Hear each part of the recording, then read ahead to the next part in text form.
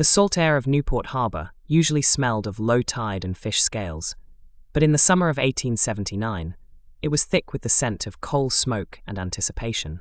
Benjamin Holland Jr. stood on the cobblestones, his boots dampened by the spray of the Atlantic, watching a team of horses pull a massive, gleaming water tower toward the wharf. Benjamin wasn't a firefighter by trade, but he had spent enough nights watching the Newport sky glow orange to know that the old way of doing things, men wrestling with stiff, heavy leather hoses that fought back like angry snakes, was a losing battle. "She's a beauty, Ben," a voice called out. It was a local captain, wiping soot from his brow. "But can one man really aim that monster? We usually need 4 just to keep a 3-inch stream from kicking us into the bay." Benjamin didn't say much. He was never a man of many words when his hands could do the talking. He stepped up to the base of the towering iron apparatus. To anyone else, it was a mess of pipes and pressure. To him, it was a puzzle he had finally solved with his universal nozzle. He gripped the polished brass wheel.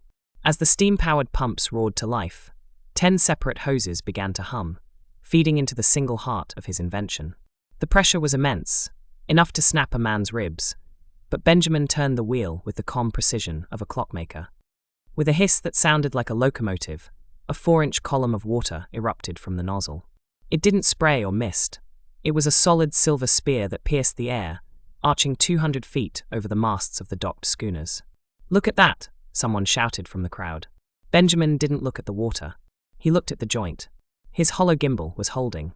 He tilted the nozzle up, then swung it side to side with one hand, directing the massive torrent as easily as a gardener waters a rosebush.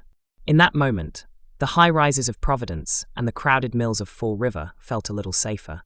That night, as the sun dipped behind the Newport cliffs, Benjamin likely headed back to the familiar streets near Bayview Avenue.